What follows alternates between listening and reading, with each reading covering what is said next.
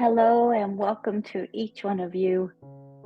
Thank you so much for coming by, for stopping by for a little Zenful conversation. We are here in this community every single day, and we are in year 6. So I thank you so much for your continued support. Please visit zenfulconversations.com and sign up for one of the offerings we have going on.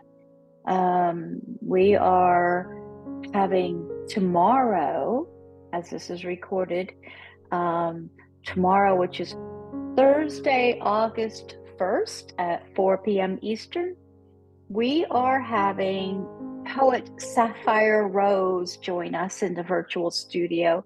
And Sapphire Rose wrote that magnificent poem, She Let Go.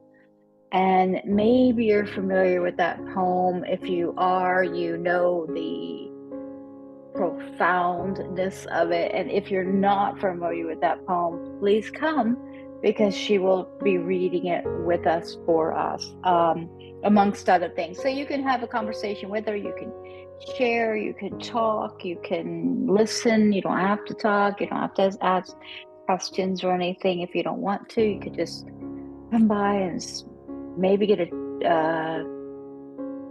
let it impact you in some loving way, and just have some good old-fashioned conversation. So that's sign up, free Zoom link at zenfulconversations.com. Let's see what we have today. We are going over this book in this group this year. Do not have to get the book. You're welcome to buy it if you'd like. I believe it's one of my favorite books. The Book of Awakening by Mark NEPO is the book that we are receiving these messages from this year.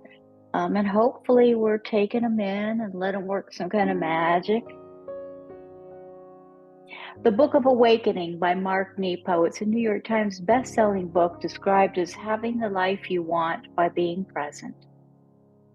By being present to the life we have, to the life you have. Being present. Being present. The message we're offered today, this day number 2012, is titled The I, E-Y-E, the I is the lamp. The I is the lamp. And there's a quote here by Jesus that says, the I is the lamp of the body. If your eye is sound, your whole body will be full of light.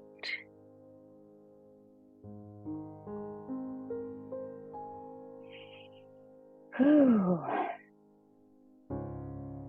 Jesus implies that the eye that is clear lets light in.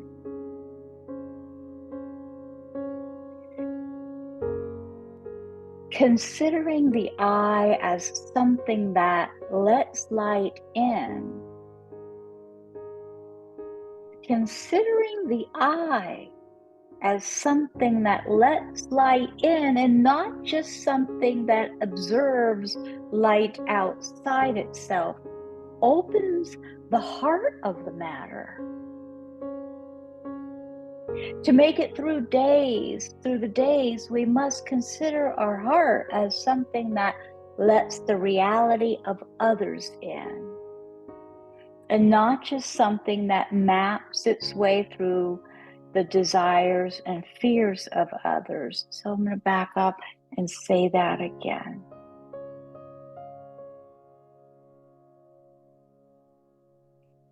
Considering the eye as something that lets light in, and not just something that observes light outside itself, opens the heart of the matter. To make it through the days, we must consider our heart as something that lets the reality of others in, and not just something that maps its way through the desires and fears of others. To let others in, as well as to let ourselves out, seems essential to staying authentic.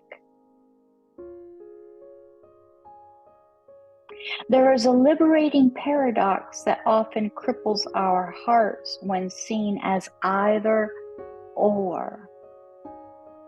It involves the tension between risk and safety.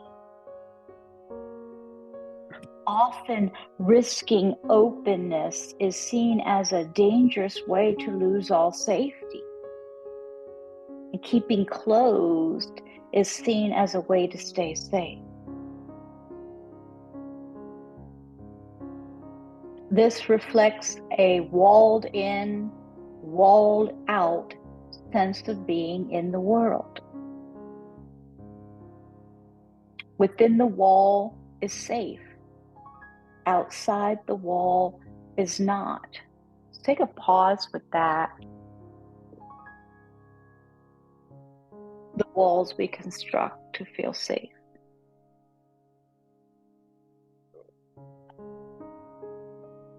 This belief, of course, never acknowledges the suffocating dangers of the wall itself. The mask worn after the face has grown becomes a wall that rubs and cuts.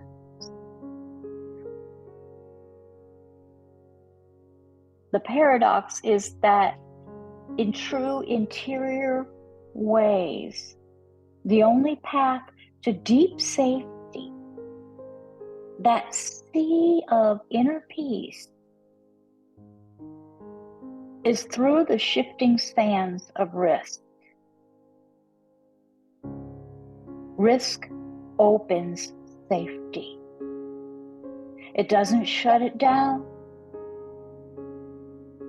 Only through the risk to open can we inhabit and receive the strength and fullness of what is whole.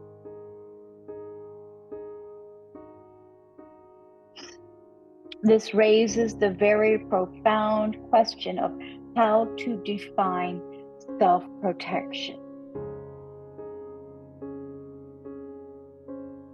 Is it hiding who you are, or is it being who you are? Is it guarding yourself with all that you see? Or is it clearing yourself to let light in? Is it preparing yourself against all that can hurt you? Or is it opening yourself to all that can heal you? Let's hear that last one again. Is it preparing yourself? Is it preparing yourself against all that can hurt you? Or is it opening yourself to all that can heal you?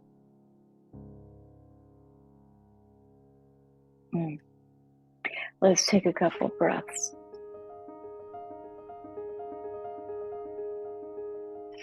Let's just have a moment of quiet.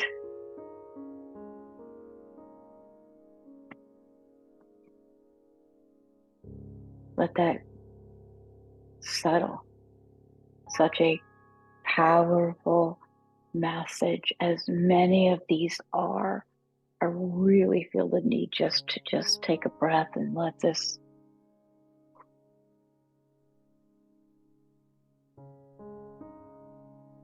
soften a little bit. The meditative exercise that we are offered today asks us to close our eyes. So close your eyes if you're able to safely, of course. Close your eyes and erase the blackboard of your mind.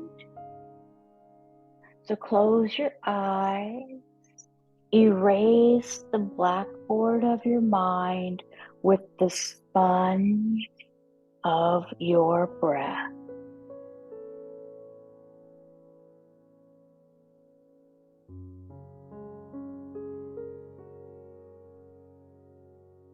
Now look out and note the first instance of light and what it illuminates. What does it illuminate?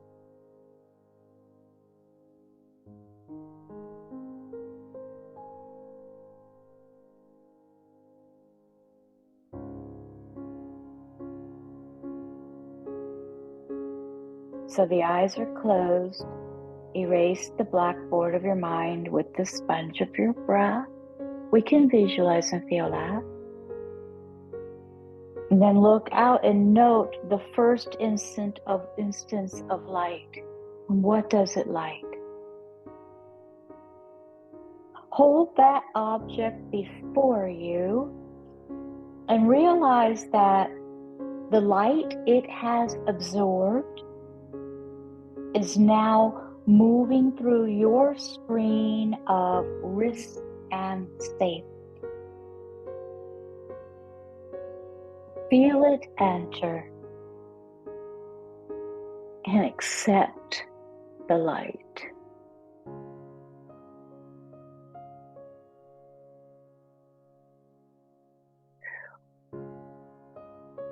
Take a deep breath in. Release. Open eyes gently. Be kind to yourself.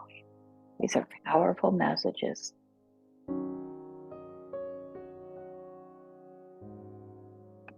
Once again, please join me tomorrow in welcoming Sapphire Rose to our virtual studio.